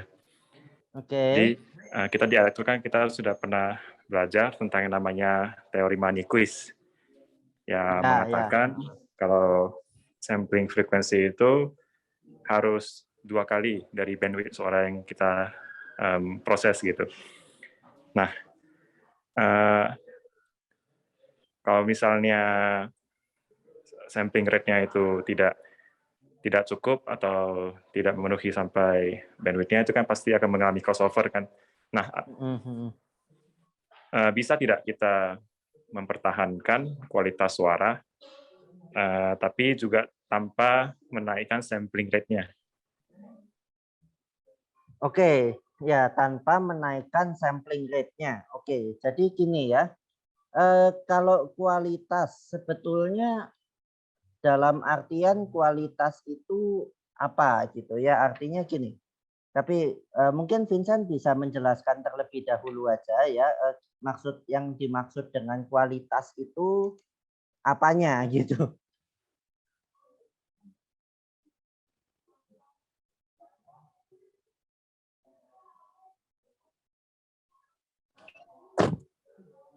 Ya, suara mungkin konteksnya clarity gitu, atau kejelasan dari si Oh, suaranya. oke, kejelasan dari suara ya. Oke, bisa. Jadi begini. Kalau ini kan mungkin jadi begini ya. Jadi kalau yang namanya frekuensi sampling itu kan artinya memperbanyak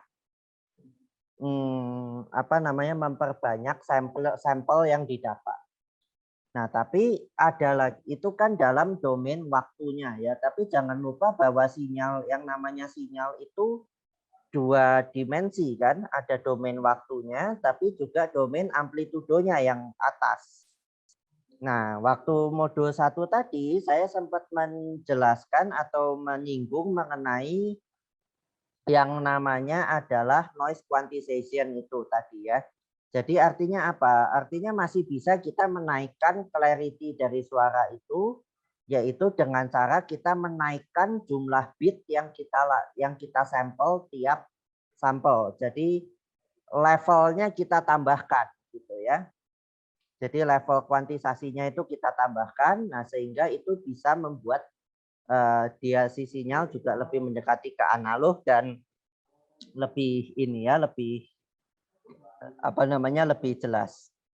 Oke, apakah cukup menjawab untuk Vincent?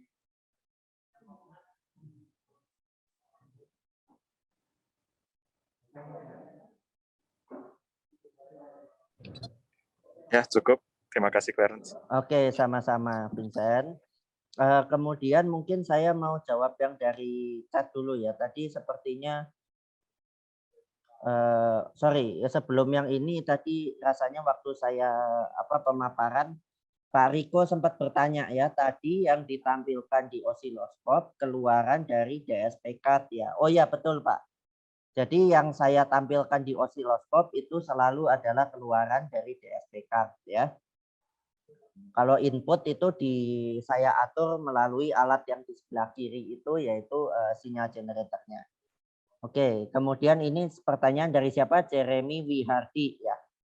Izin bertanya Bang Clarence, untuk sampling suaranya untuk yang open case, apakah semua orang perlu mengucapkan kata yang sama, contoh zero tadi, atau bisa berbeda-beda Bang? Untuk setiap orang terima kasih. Oke. Jadi gini, open case dan close case itu perihal masalah pilihan jawabannya. Apakah terbatas atau tidak terbatas. Tapi ada juga yang tadi yang saya katakan text dependent dan text independent. Kalau yang Jeremy tanyakan ini adalah kasus dependent, text dependent atau independent. Jadi untuk menjawab Jeremy, kalau dia close kalau dia close ini ya open case, apakah harus sama atau tidak tergantung kamu menggunakan yang menggunakan yang text dependent atau text independent Jeremy. Jadi bisa seperti dikombinasi gitu, open case text dependent, open case text independent, close case text dependent, close case text independent, ada 4 pilihan. Oke. Masih boleh tanya lagi? Boleh ya. Coba silakan sekarang Jeremy sudah menjawab ya. Sekarang silakan saya kembalikan ke Yohanes. Siapa lagi yang mau bertanya? Pak Riko nampaknya itu ya. Jika masih ada yang ingin bertanya, boleh dipersilakan. Oh, mic-nya di unmute. Sebentar. Okay. Pak Riko saya ya silakan Pak, boleh. Ya, terima kasih. Yang tadi saya tanya itu kan kalau saya nggak salah lihat ya, begitu frekuensi sinyal dari generator sinyalnya itu naik, Mm-mm. itu amplitudenya memang turun ya, Dek? Em, Harusnya sih tidak ya Pak ya, tidak turun. Tapi kalau mungkin Bapak lihatnya turun, sebetulnya mungkin itu karena gini Pak. Kalau mungkin saya duga itu karena kan saya memprop si kabel aux-nya itu dengan capit buaya. Nah mungkin agak longgar sedikit jadi agak turun-turun gitu Pak. Oh, enggak. Soalnya yang bikin saya bingung itu kalau yang kedua kan tadi dari sinyal terus masuk ke filter, nah baru ketahuan misalnya kalau low pass pada frekuensi cutoff berapa dia turun kan Iya, gitu ya iya, waktu frekuensi dinaikin gitu. iya. Nah itu yang saya heran gitu, kenapa kalau di percobaan pertama tanpa terhubung kemana-mana langsung dari sinyal generator, Heeh. dia tampilan di osiloskopnya, tampilan di osiloskop itu kan keluar dari DSP card ya. Iya, langsung. Ya, jadi seolah-olah yang dilakukan kan cuma proses ADC aja ya. Iya, ADC balikin DAC lagi. Nah, itu yang saya bingung kenapa bisa amplitudenya jadi turun ya kalau frekuensinya naik gitu. Itu yang saya agak bingung gitu. Terus Oke, yang oke. terakhir itu saya nggak tahu nih, mungkin saya keliru juga itu. Eh, itu tadi yang diujikan band pass atau sebenarnya notch filter? Oh, sebentar, sebentar. Jadi 2 pertanyaan ya Pak ya? Iya, kan tadi yang pertama kan low pass filter, realisasinya pakai Butterwood ya supaya passbandnya itu no ripple kan gitu ya, flat respon gitu kan ya. Oh iya, iya, iya, Nah, iya. terus yang kedua sama, tetapi yang mau direalisasikan adalah filter band pass. Tapi kok Heeh. waktu diujikan dari sinyal generatornya nggak terlalu besar, kok langsung responnya jadi turun gitu. Jadi saya pikir, oh ini apakah sebenarnya notch filter atau band pass gitu. Itu aja sih. Oke, ya terima kasih. Oke, untuk yang pertama tadi mengenai ini ya, yang tidak diapa-apakan kok turun ya. Sebentar, saya sambil mengecek dengan video saya ya. Jadi begini, Pak Riko, saya ngecek ya.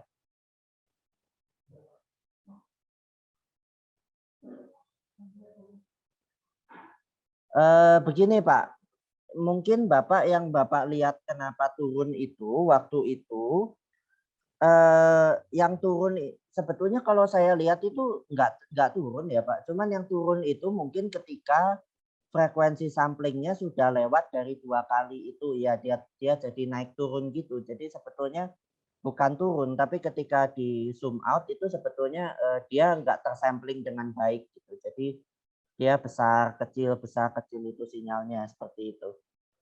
Itu masalah dengan frekuensi samplingnya.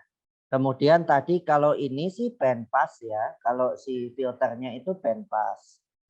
Nah, kemudian kenapa jadi mirip notch filter? Sebentar ya. Saya cek dulu dengan video tadi.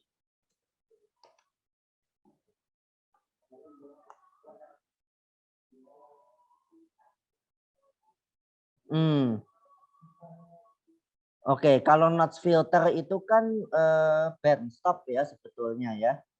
Nah, kalau ini kan band pass. Tadi kan sebetulnya terlihat di videonya itu kan ketika di rentang 1.700 sampai 2.000-an itu dia dia kan mengeluarkan output yang tinggi, tapi ketika dia di 1.000 dan di atas 2.000 itu kan outputnya rendah ya.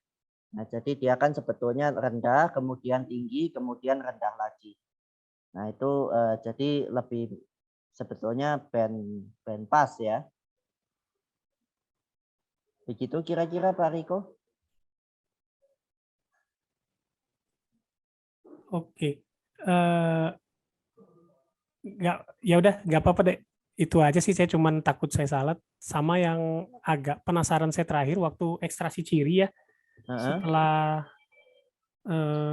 apa namanya, setelah itu menghitung mel frekuensi tadi ya, last step-nya itu waktu mau menghasilkan final filter coefficient-nya memang di dalam literaturnya memang dibilang dilanjutkan dengan DCT ya? Iya Pak, dilanjutkan dengan DCT. Iya ya. Jadi input ke DCT itu adalah keluaran dari filter yang terus dilogaritmakan ya. Oh. Oke ya. Ya udah nggak, saya cuman penasaran aja, itu kan seolah-olah kalau kita sepemahaman saya kan kalau warna suara manusia itu bisa diambil dari respon frekuensinya kan. Jadi Iya, betul, misalnya betul. bisa pakai ini gitu. Cuman saya tuh agak heran kenapa setelah dihitung respon frekuensi, terus itu saya pikir udah ekstraksi ciri suara sebenarnya. Terus dilanjut lagi dengan DCT, berarti seolah-olah ada second step extraction feature gitu ya, yang membuat saya bingung loh kenapa harus diekstraksi ciri 2 kali gitu. Sama yang Oke. terakhir ya, konsep menghitung jarak tadi memang Euclidean distance itu memang dari literaturnya deh ya? Iya, dari literaturnya, Pak. Oh, enggak, soalnya kalau kita ngitungnya itu kan vektor ciri ya, dianggap vektor ciri ya. Iya. Apakah tiap elemen daripada vektor ciri tadi, misalnya ada 3, misalnya panjang vektornya ada 5 atau 10 atau berapapun gitu ya, apakah tiap bagian itu sebenarnya ortogonal atau enggak gitu. Kalau misalnya tidak digaransi ortogonal, penghitungan jarak setahu saya kalau pakai konsep Euclidean itu nggak pas gitu. Jadi kita bisa pakai konsep yang lain gitu. Sebenarnya kalau mau menghitung jarak atau kedekatan gitu kan. Ini kan di similarity measure ya sebenarnya, ukuran ketidakmiripan. Iya. Oke, paling itu aja deh. Thank you ya, makasih. Oke, Udah cukup deh. sama-sama Pak Riko. Ya. Oke, silakan Yohanes. Baik, tadi terima kasih Pak Riko. Apakah masih ada lagi yang ingin bertanya? Persilakan karena masih cukup banyak waktu. Boleh kalau yang ingin bertanya langsung aja di chat Zoom ini, atau kalau ingin langsung ngomong juga boleh. Ya. Langsung raise hand aja.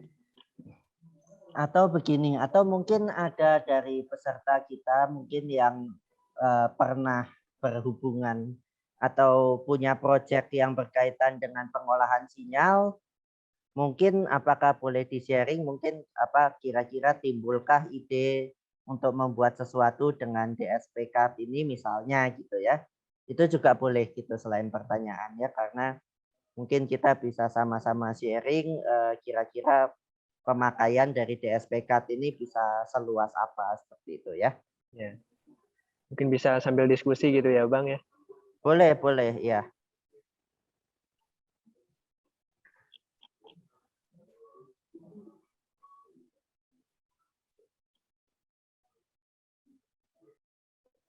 Boleh, dipersilakan.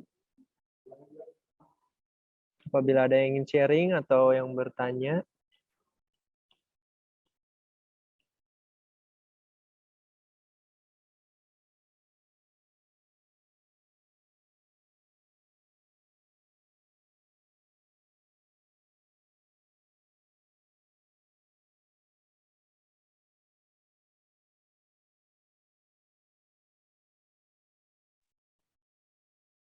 Iya, kalau ada yang mau bertanya mungkin raise hand aja ya, nanti bisa dibantu unmute oleh oleh panitia ya.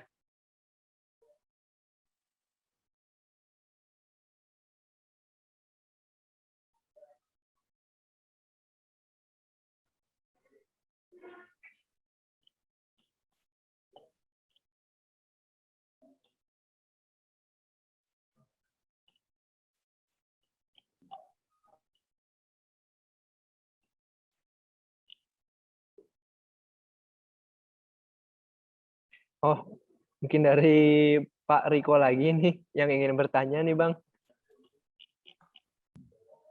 Ya, silakan saja, silakan boleh. Mana Pak Riko? Ya. Pak Riko kita unmute. Sorry. Sudah di-unmute, saya pencet lagi. Sorry.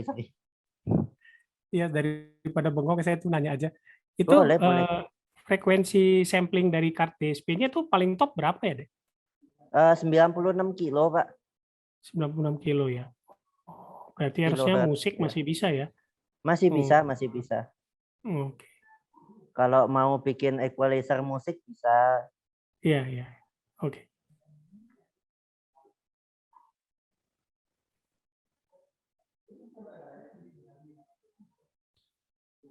Oke deh, paling itu aja dari saya. Nggak ada yang lain sih. Nanti Oke, yang lain sip. aja yang nanya. Sip, Pak terima Daniel tuh kasih. mungkin, atau Pak An, atau Bu Ratna.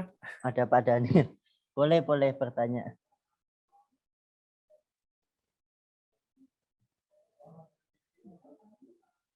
Tahu Ricky yang mau tugas akhirnya pakai TMS juga mungkin? Ricky mau bertanya sesuatu mungkin? Atau sudah cukup jelas?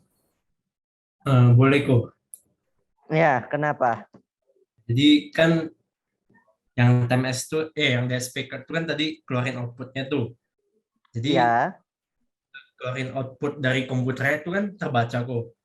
Heeh. Untuk akhirnya orang keberapa gitu. Jadi untuk kita menghubungkan outputnya ke microcontrollernya itu gimana ya kok ya? Kayak misalnya kita pakai Arduino tuh, mau gerakin servo atau ngidupin LED tuh gimana ngubunginnya gitu kok. Ya, oke. Begini, jadi memang macam-macam ya caranya ya. Kalau dulu waktu saya tugas akhir memang gini, jadi karena memang saya lihat si TMS ini outputnya masih adanya dalam bentuk analog gitu ya, belum ada yang digital seperti microcontroller. Jadi saya keluarkan saja sinyal analog seperti misalnya yang gampang ya sinyal sinus saja kan, outputkan gelombang sinus, kemudian misalkan saya blok yang negatifnya itu kan jadi sinus, kasih kapasitor jadi DC gitu kan. Nah itu kan jadi tegangan yang bisa dibaca oleh Arduino melalui analog read itu kan ya. Iya.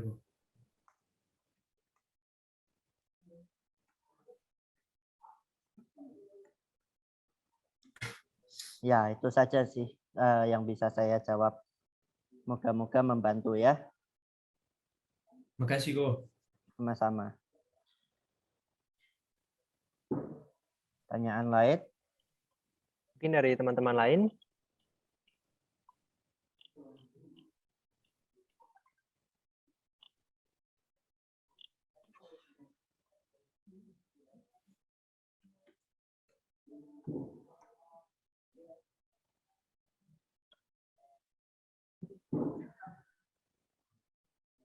Apa masih ada yang ingin bertanya?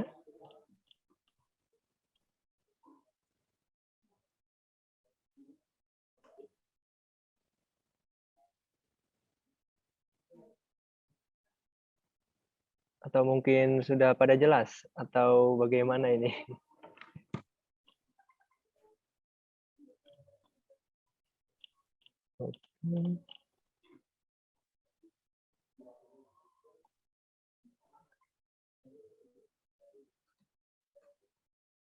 Sepertinya sudah tidak ada ya Bang? Atau masih mau menunggu aja nih Bang? Pertanyaan selanjutnya.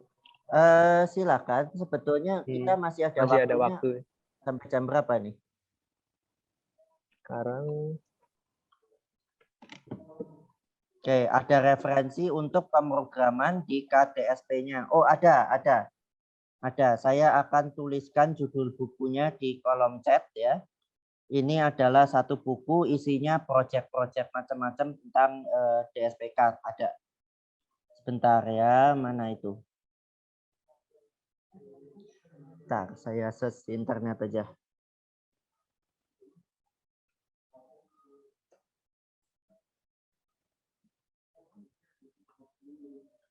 Nah, judul bukunya ini sebentar.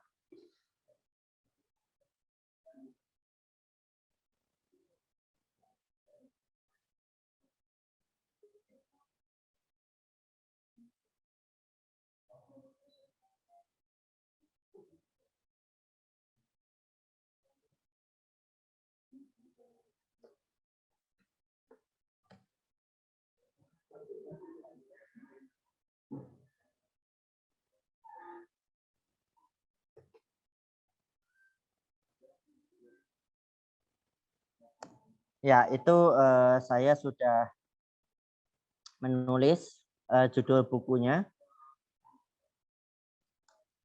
di kolom chat ya, yaitu Digital Signal Processing and Application with the C6713 and C6416 DSK karangan Rolf Casaing. Nah, ini adalah buku yang membahas mengenai mulai dari teori dasar si DSP-nya sampai aplikasinya juga ada di situ, termasuk ada proyek-proyeknya macam-macam tuh. Ada yang untuk komunikasi juga saya kira rasanya ada ya, untuk DTMF rasanya ada, kemudian untuk equalizer ada, kemudian untuk ASR ini speaker recognition dan macam-macam ya. Jadi kalau bisa setelah mendownload buku ini secara online, cari juga folder yang isinya folder yang isinya adalah data yang ada di CD pendamping buku ini gitu ya. Jadi buku ini punya CD pendamping harusnya. Nah itu si isinya CD-nya itu bisa di-download, bisa diambil secara online terpisah gitu ya, di-download. Nah itu kalau memang mau pakai